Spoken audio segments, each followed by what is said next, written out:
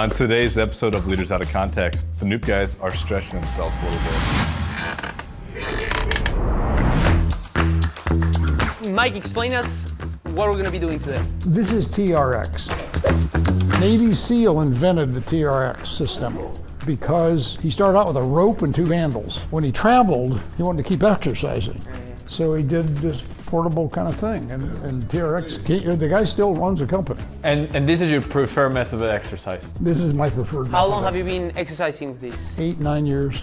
And repeat, you're 78.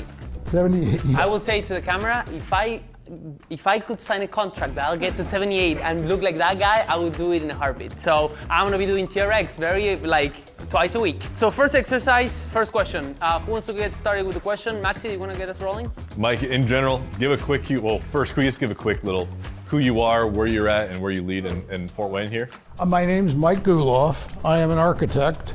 I owned and operated Elevatus Architecture. It's a spin-off from the original company, Schenkel Schultz. I sold my interest in Schenkel Schultz 15 years ago. I bought the office in Fort Wayne, and we had 10 people, and we were having fun. It was kind of my hobby job because I'd retired, right?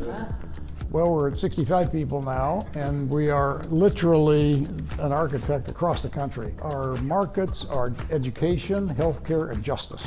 That's what we do.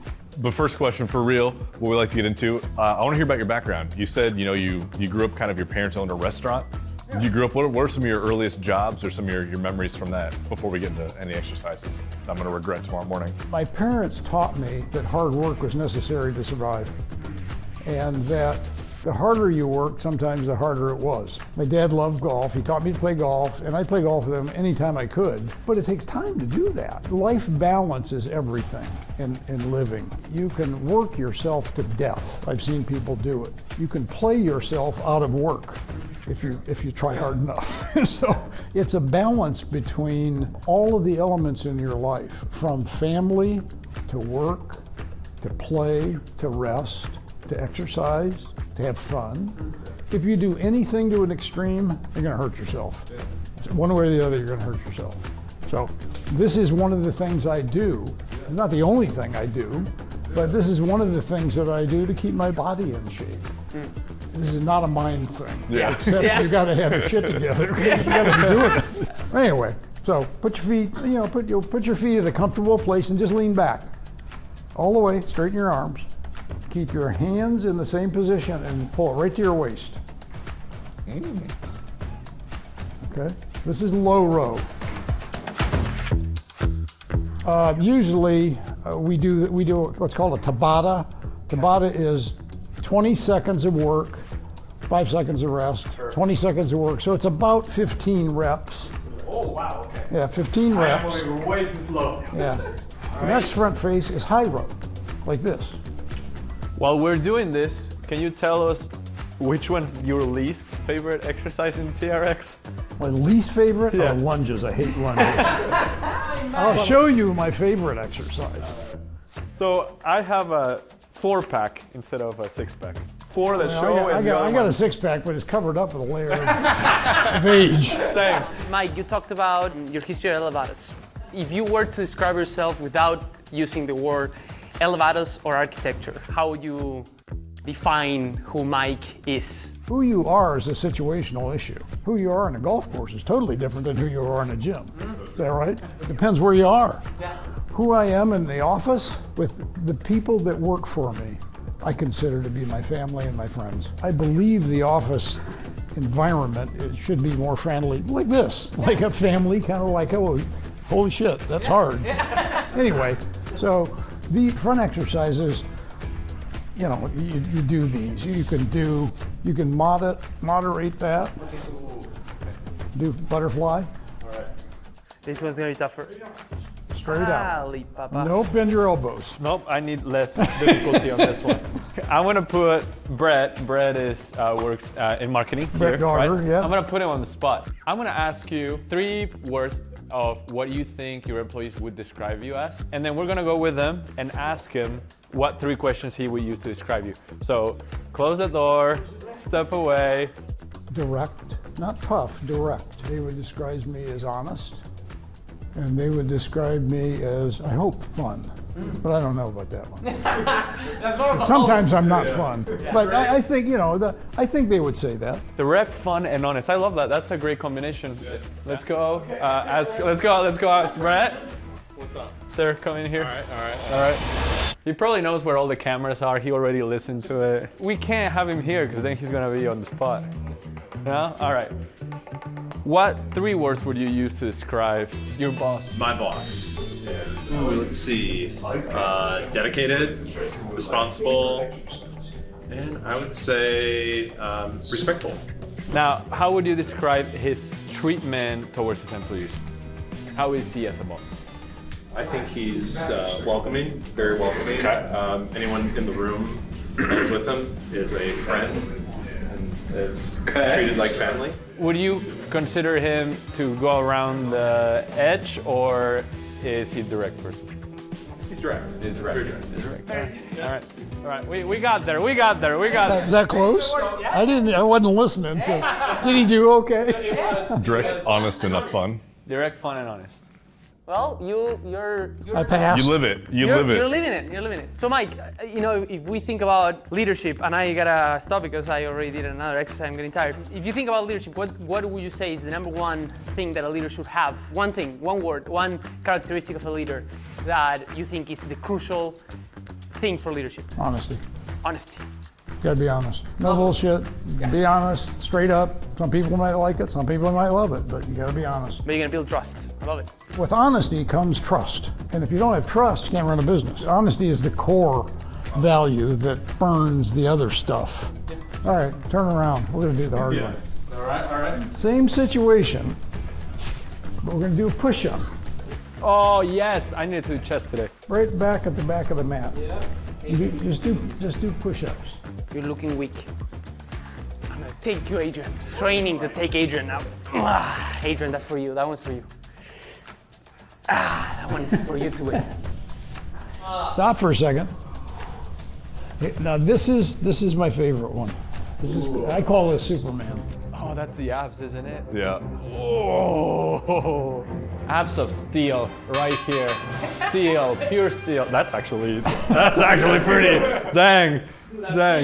We've talked about work so far. What are your passions and what are you known for outside of work? About anything that lets me engage with humanity, not the crusty stuff, but with the deep stuff. The deep stuff. You know, I love conversations with my friends about how their family's going, and you know, you have a good relationship with your family. The relationship that I have with my wife is like very special, and that's been 37 years ago. 37 years? Wow, that's awesome. We got 2 daughters. My first child was born when I was 43. Wow, how was that? How was that? It was like, oh shit, what did I do that for? So is that why you're 78 and still working? That's why I'm 78 still working. You got that. So for me, the relationship I have with individuals is what life's about. It's not, you can do anything and make money. I've got so many friends, it's ridiculous. I mean, just guys that I have met in the normal course of life, and we've gotten to be friends. Once I have a friend, they're always my friend. And if you guys don't know that, make that a motto, because it changes your life. Sorry, will you tell us about a story about balance? Is there one exercise that requires balance? And I want you to tell this story, what you want to tell us about balance while we're doing something that requires balance. You got it? That's a part of it. It all goes together. Yeah, body and mind. Body and mind, mind and spirit, spirit and results. All of that stuff happens together. What's next, Coach? What exercise? Well, you got Superman down? Show me Superman. Superman? I'm already feeling it. Toes on the mat. No, not your feet. Toes. There you go. Let it out. Fly, Nacho, fly. Whoa. Straight. I want your arms straight out. Straight out. Right above your head. There you go. That's Superman. Feel it? I'm feeling it. I feel it so much down here. It's crazy. 20 seconds. 20 seconds. Hold it. Okay, back. You young guys. I'm telling you, I'm supposed to be young. My body's like 55. I don't want to hurt anybody. I have a question for you. So the first part, really quick, a couple sentences. what were you like, or what were you doing when you were our age? So I'm 28, he's 29, he's around his 30. 35. I'm 30. I'm 30. He's in his 30s. I was building a career. You were building a career. I was learning. I was learning what I needed to know to be a better human, and building a career. I didn't think that career would turn into being even better. So what would you tell yourself if you could travel back in time and that person, 28, 29, what would you tell them? You're only allowed to tell them 3 sentences. What would you say to them? You got it going the right way. Keep doing it. Don't give up. And that's in my book. In the book, I will get you a copy. And tell us about the question. So how does that work? I would answer the question in words, and then I would go back the next few days and add Make it photographs and pictures, and it made me get a library of photographs, family library of photographs together. Some of the questions were very meaningful. What was your first car? First car? First car. What's your first car, Gio? My first car, mine? A donkey. Mine. Okay, not mine. It was like a Jetta. A Jetta, old Jetta. What about you, Max? I had a 2004 Pontiac Grand Am. Ooh, that's Love a good car. those. Love those Mine things. was a 53 Chevy. Was it? Ooh. 53 Chevy, light blue or dark blue over light blue, with 3 on a tree. You know what that is? It is the shifter. 53. 53. My dad bought it for $60. He said, "Here's your car keys." It's like, really? Dad, you could have done a little better than 53. But anyway, there were questions like that. So I wrote what I wrote was, this is the first car, I found a picture of one just exactly like it. This is the first car I ever owned. And then I put a list of every car I've ever owned on it. And pictures of them. Which one is your favorite car that you've ever owned? Are you a car enthusiast? I've had everything from Ferraris to... Okay, you're gonna invite us to ride one of the Ferraris then. That's what we should have done today. I had a couple of different Ferraris. Ferraris are neat cars, but they're a pain in the butt to maintain. Oh my God, they're expensive to maintain. But my Viper was fun. Probably the wickedest car I ever owned was a '67 Corvette, yellow. It was a Mark Donahue Corvette. Remember when Mark Donahue drove SCCA races? I had a yellow Corvette with a black hood. I had a yellow Corvette with a black hood. Amazing. That's cool. It was that I bought from a college professor and was set up in the same speed shop that set up Donahue's cars. And it was so fast, it was stupid. Mike, what would you like to be remembered by? Humanity, my humanity. Not the projects I've done, about being a good person and doing the right thing and helping people. There's a boss that I had that told me something that really stuck with me. People won't remember what you did, people will remember how you made them feel. Yeah, exactly, absolutely. And why do you do that? Why do you give to charities? Why do you, and I could give a lot of Why time. do you come to work out with 3 dummies? Yeah. No, I love these kind of things because this kind of stuff, the questions that you ask are real human kind of questions. They're not like, how much money did you make? None of that shit matters. It really doesn't. It's really about what you are as a person and who you are. Not what you do, it's who you are. Who I am is much more complex. Here's a question that's really gonna get into your humanity and who you are. If you could have gorilla arms or frog legs, which one would you rather have? It's gonna tell me a lot about you. Frog legs are proportional to your body. They're not tiny. What would you rather have? I'd rather have the brain of an elephant. All right, the secret third option, brain of an elephant. I've never been able to give anybody the answer they expect. Because I know what you're thinking. So what's the brain of an elephant?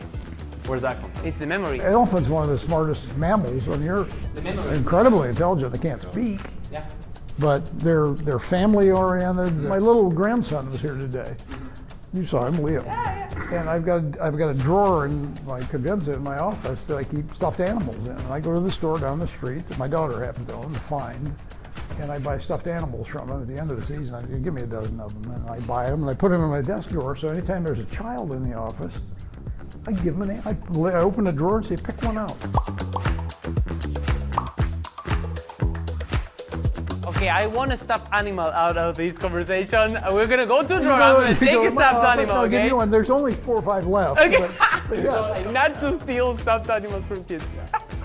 He's gonna deprive children of. Wait, I really want to do the lounges one. So you don't have to do it, but tell us how to do it. I'm not gonna. He's not gonna do it. How is it? So it's just 1 feet there. Well, he doesn't know how to do them because he never does them. No, he sees other people do it. Look at that form, Mike. My knees are messed Needed up. for that. That's good form. Look at you. Look at Gio's form. I hate that exercise. I don't know why. It doesn't have anything to do with my leg strength. I just don't like it. Maybe I just can't. I don't know. I feel the quad a little bit. Yeah, I'm standing here watching you guys. Good job. So Gio and I played tennis together at Huntington University. That's how we all met. We all went to Huntington. Not playing tennis. Max is very bad at tennis. Max did not play tennis. And Gio was known for his lack of flexibility. So Not true. Not true. You can hit him Are if you you ready? want. Are you ready? Look at this. This is so sad. That's as much as he can go. He's not kidding. He's not kidding. That's as much. You just got short arms. Yes, thank you. Someone who See, look, understands look. Yeah, look. You see this? How big are your hands? Oh, very small. Look at that. Look at this. I have giant hands. Gio, do you shrink your hands? That's the Macedonian in you, Mike. So, all right. So let me ask you guys a question. Yeah. Why do you do this? I know it's your desire, but why? What do you get out of this? I'll tell you kind of the full story. And I don't think we've been asked that question before, so I'm gonna try to keep it short. But ultimately, I think we live in a world where we're dehumanizing people. And I think it's a lot of times the fault of over-communication and over-stimulation. It's the digital era that's driving us into fast answers. Fast, short, quick. And what happens with that is that a lot of times we start misjudging intentions rather than start disagreeing in arguments. And what I've seen a lot in Indiana, moving from Argentina, and in Argentina happens as well, is even leaders in our community having dehumanized. So one of our tasks as we started building this content, bring back humanization at all levels of our community, and hopefully we can play a small part of bringing the community together. It'll be much better than a small part. Yeah. Because what you're doing is the right thing. I hope. Yeah, one of my favorite statements. People ask me around here all the time, "What do? What's the right thing?" Everybody knows what the right thing is to do. And sometimes it's tough. Sometimes it's expensive, and sometimes it's hard to make that decision. But you always know. That's what life's about. It's about getting on with it. And you guys know that. I'm sure you know that from the kind of work you do. Yeah. There's a part too that I always struggle with. There's so many powerful stories that are not being told. And our mission is to tell stories that need to be told. And I think there is something to be said about the people that have built this community from the ground up, and you're one of them. You're the longest standing architect, city planner of downtown, and I feel like maybe your story was not told, right? And other leaders in the community, we wanna play a small part in telling your story and let the community know about all the amazing work that you've done. I wish more people would be able to communicate like we're communicating. Right. Because they just don't. Yeah. It's all about, life is just that simple. Make friends, be friends. So if they're, and I like to a young entrepreneur, right? Like somebody building a business in Fort Wayne. There's a bunch of entrepreneurs out here, and there's a bunch of entrepreneurial stories out there as well. What would be the number one advice you would give them as a successful businessman yourself? Always tell the truth. Always tell the truth. Always. Never try to scam somebody. Never make it up. Yeah. If you don't know, say you don't know. Yeah. Always tell the truth. And the kids ask me that question all the time. What's most important to you? Always tell the truth. Because if you do, you'll never forget what you said. You don't forget the truth. Yeah. You forget the story you made up 4 years ago that was like, oh, that was bullshit. Yeah. But you're never going to forget the truth. And you're always going to know what to do, what the right thing is to do. And there's simple stuff like that. If you just live by those characteristics, it's not hard. It's just the way life is. If you can't get out of your own way, sorry. That's really all it is. We can close with one question. There's a closing question, which is, as we were wrapping up, and he said, "I think that's it." Is there something that we're like, I wish they asked me this? In the business world, I believe a couple things. One, if you're going to be in business, you better have the eye of the tiger. Okay? You got to want it, and you got to see it. And that eye of the tiger is not the easiest thing to develop, but if you're going to be a leader in the business world, you got to have the eye of the tiger. And once you have the eye of the tiger, then you got to believe in yourself. And once you believe in yourself and you got the eye of the tiger, you go. And don't stop. Just go. You don't even have to have a direction. Just go, because you'll do the right thing. That whole series of traits is what I believe business is about. And I've got a whole presentation that I've made to several firms in Fort Wayne about what business is really truly about. You can make yourself what you want to be. You're not born to do certain specific things. We're humans. We can make choices. And if we believe in ourselves, we'll make good choices. And if we don't, who knows what will happen. And that's what this whole, that's why you guys do this.